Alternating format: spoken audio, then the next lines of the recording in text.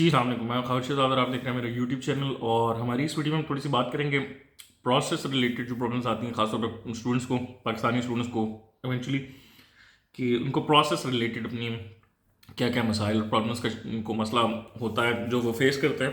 क्योंकि मैंने अपनी सीरीज़ बनाई थी जिसमें मैंने स्पेसिफिकली बाकी चीज़ों का फोकस किया था, प्रोसेस पर फोकस नहीं किया था। तो अभी हम प्रोसेस की बात कर लेते हैं। सबसे पहला मसला तो अपॉइंटमेंट्स का है। आजकल अपॉइंटमेंट्स आपको पता है कि ऑलरेडी बुक हैं वेरिफिकेशन की फ्रॉम सितंबर टिल सितंबर अक्टूबर, और जो रेजिडेंस परमिट है उसकी अपॉइंटमेंट्स ऑलरेडी जून जुलाई तक होनी है। विच मीन्स के जिन्होंने नया प्रोसेस स्टार्ट करना है वो तो इवेंचुअली, अब तो खैर जो सारे अपना नया प्रोसेस अभी शुरू करेंगे, इवन उनको कल वेरिफिकेशन की डेट मिल जाए, वो मेरे हिसाब से तो वो सितंबर से बाद ही जाएगा। मतलब नेक्स्ट ईयर की ही बात कर सकते हैं क्योंकि जून जुलाई तक अगर आप अपना आरपी फाइल कर देते हैं, you are in a safe position. अगर आप नहीं करते तो yes, you have to go in next and take March next year या व्हाट्सएवर। अच्छा, अब उसके बाद ये बात है कि अपॉइंटमेंट अगर किसी को अर्जेंट चाहिए तो क्या कर सकते हैं। आपने देखा मेरे कमेंट्स एंड ऑल सारा कुछ, मैं बार बार ये बात रिपीट कर रहा हूँ कि आप अम्बेसी को रिक्वेस्ट करें फॉर वेरिफिकेशन। स्पेसिफिकली उनसे रिक्वेस्ट करके कहेंगे जी हमें अर्ली अपॉइंटमेंट चाहिए, अम्बेसी ने हमसे डॉक्यूमेंट्स मांगे हैं, सब कुछ लाइक दिस, तो वो आपको केटर कर लेते हैं। मोस्टली केसेस में वो आपको केटर कर रहे हैं। मेरे काफ़ी ज़्यादा केसेस में उन्होंने किया। एक दो को उन्होंने नई अपॉइंटमेंट दी अर्ली, लेकिन मोस्टली सबको दे दिया जिसने रिक्वेस्ट किया। मतलब if I say the ratio 8 out of 10 got an early appointment. जिन ने लेके रखी हुई है वो दो दो, या जैसे भी वो कैंसिल करते जाते हैं तो वो अर्ली अपॉइंटमेंट मिल जाती है। ठीक है जैसे जैसे स्लॉट्स अवेलेबल होती हैं वो देते जाते हैं। तो ये एक मसला बच्चों को पड़ा होता है प्रोसेस के दौरान, जिसको आप इस्तेमाल कर लेते हैं। बाकी वेरिफिकेशन के दौरान बाकी तो सब इट्स ऑल ओके। आपको पता, दो डॉक्यूमेंट्स जो हैं वो इम्पॉर्टेंट, आपके birth certificate, police character certificate. आजकल पुलिस सर्टिफिकेट का क्या मसला बना हुआ है उसको भी थोड़ा सा डिस्कस कर लेते हैं, जो उसका क्या रूल है। और बाकी बर्थ सर्टिफिकेट के बारे में मैं बहुत बात कर चुका हूँ अपने सारे उसमें, कि लेट एंट्री, नॉर्मल एंट्री, वो क्या है, it's a part of document. उस सीरीज़ में भी मैंने बताया हुआ डिटेल। तो इसके प्रोसेस में तो ऐसा कोई ऐसा मसला नहीं है कि उनको क्या हो। बस प्रोसेस में ये है कि आपको मैट्रिक एफएससी, बच्चे बहुत पूछते हैं कि डॉक्यूमेंट्स कराने हैं कि नहीं, वेरीफाई लीगलाइज।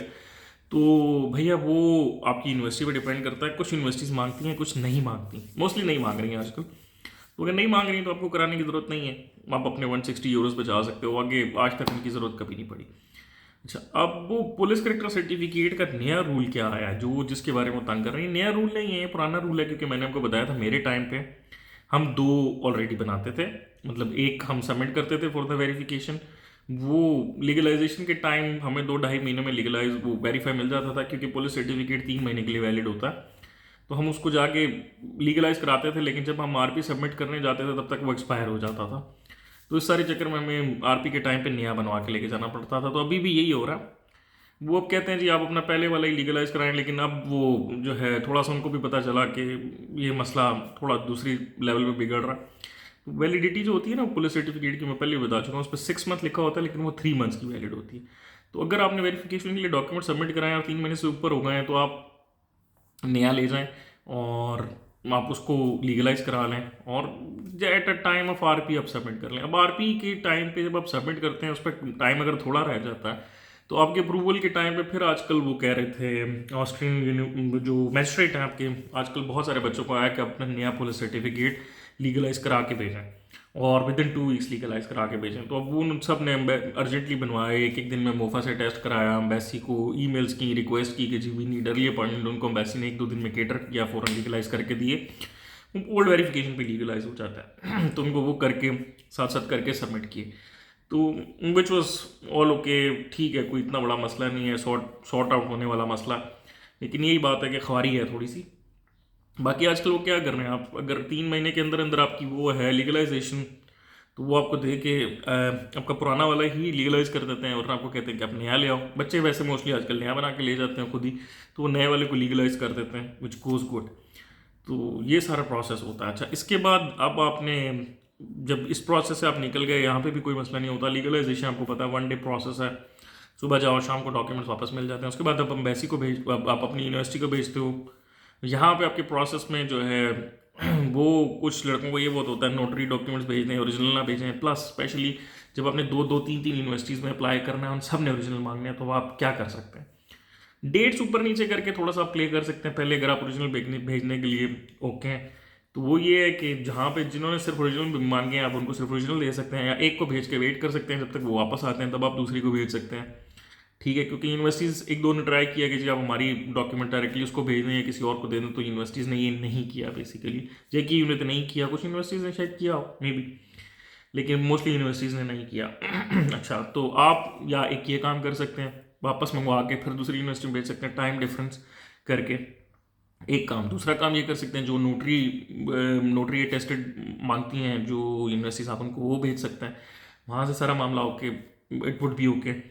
और इस तरह फिर आपको ऑफर लेटर आ जाएगा। ऑफर लेटर आपको 1-2 महीने में आ जाता है मैक्सिमम, किसी का 2 हफ्ते में भी आ जाता है, समथिंग डिपेंड करता है यूनिवर्सिटी में कितना वर्कलोड है।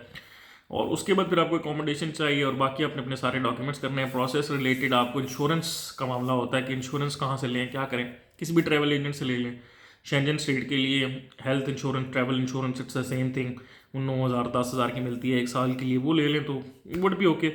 बेनिफिट्स वाले पेज साथ ज़रूर अटैच करें, सॉरी अटैच करें थोड़ा अटैच करें, क्योंकि वो अक्सर ये कहते हैं जी आपके पास इंश्योरेंस तो है लेकिन इसके क्या बेनिफिट्स हैं we don't know and all सारा कुछ। तो वो अगर आप साथ, आपको 2 पेज मिलते हैं, किसी के एक पेज पे बेनिफिट सारे होते हैं, तो वो साथ ज़रूर अटैच करें। ये आपके प्रोसेस में आपको मतलब कोई परेशानी नहीं होने देता। बाकी फाइनेंशियल्स के बारे में काफ़ी बात हो चुकी है, फाइनेंशियल के रिलेटेड मेरी 2023 की काफ़ी डिटेल्ड वीडियो, अगर आप उसको देखेंगे तो आपको हेल्प हो जाएगी उससे। अब उसके बाद जी और प्रोसेस में ये सारा कुछ चला गया आपका, फिर मैजिस्ट्रेट आपको अगर पैसे और डिमांड करे या व्हाट्सएवर, वो आपने फाइनेंशियल्स के हिसाब से उसी तरह देख लेना। मोस्टली आजकल ऑब्जेक्शंस नहीं आ रही, फाइनेंशियल ट्रेल्स मांग रहे हैं किसी से, लेकिन 80% वाला जो काम है ईजी हो चुका हुआ, पहले जैसे खप थी वैसी नहीं है आजकल। और उसके बाद जी आपको आपको मैजिस्ट्रेट मोस्टली केसेस में आप ईमेल कर लेते हैं उनको। मैंने आपको बताया हुआ कि 2 महीने से पहले उनको ईमेल ना करें, बेहतर यही है, क्योंकि मैंने आपको बताया एक केस में फुल रिजेक्शन दी हुई है जिसमें लिखा हुआ कि you too much emails made us suspicious about you. तो इसलिए रिस्ट्रेन करें बहुत ज़्यादा ईमेल्स करने से, एक ईमेल कर लें 2 महीने बाद वुड बी ओके। और उसके बाद वो आपको खुद ही बता देगा कि जी हमने एम्बेसी को भेज दिया है, और वो आपको एम्बेसी कांटेक्ट कर लेगी, इट वाज पॉजिटिव या व्हाट्सएवर। तो एम्बेसी जब ये कह देते हैं कि हमने रिजल्ट फॉरवर्ड कर दिया, एम्बेसी आपको कांटेक्ट करेगी, वो साथ बता देते हैं कि जब आप आएँ तो हमारे ऑफिस में आते हुए ये चीज़ें ले आइएगा, ये व्हाट्सएवर। तो उसके बाद एम्बेसी आपको थोड़े टाइम बाद ईमेल करती है, क्योंकि फ़ौरन एम्बेसी के पास भी रिजल्ट अपडेट नहीं होती है। एम्बेसी की अपनी एक लिस्ट है, प्रायोरिटी, उन्होंने उस हिसाब से काम करके चलना है। डेटा ट्रांसमिशन में भी इनका जो है, ट्रांसमिशन में उनका भी थोड़ा सा टाइम लग जाता है। और एम्बेसी कभी 2 दिन में, 3 दिन में, 1 वीक समथिंग लाइक दिस में आपको बता देती है कि जी आपका मामला हो गया, अब आके वीज़ा डी फाइल करें। वीज़ा डी फाइल करने में यहाँ पे बच्चे बहुत सारे पूछते हैं कि खार भाई क्या करें, टिकट हम करा लें, ये कर लें, वो कर लें, इंश्योरेंस ये वो फलाना। इंश्योरेंस दोबारा वीज़ा डी में नहीं देनी होती, सिर्फ आपने अपनी एक डमी टिकट देनी होती है, मतलब टिकट देनी होती है टर्नरी बेसिकली। उसके लिए डमी टिकट मोस्टली बच्चे देते हैं, जिसमें डेट्स होती हैं मेंशन कि हम प्लान कर रहे हैं इस डेट पर ट्रैवल करना।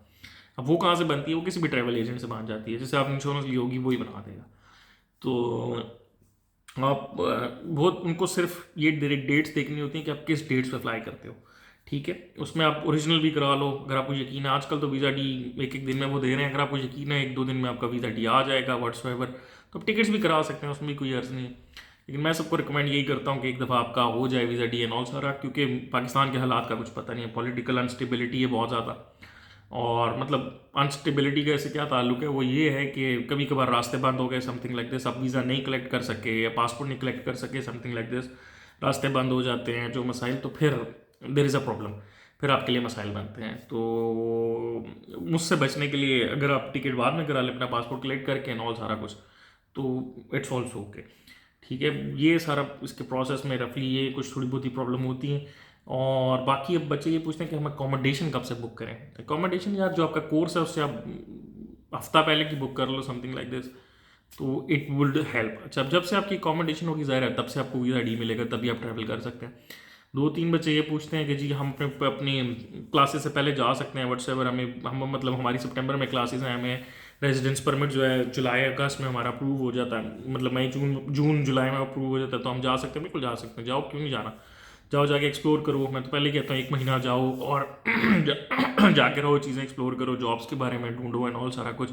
आजकल बच्चे पाकिस्तान से अपनी सीवीज अपडेट करके वहीं से अप्लाई करना शुरू कर देते हैं, तो यहाँ तक पहुँचते पहुँचते कुछ ना कुछ एक दो इंटरव्यूज़ के करीब करीब हो जाते हैं, which is a good thing.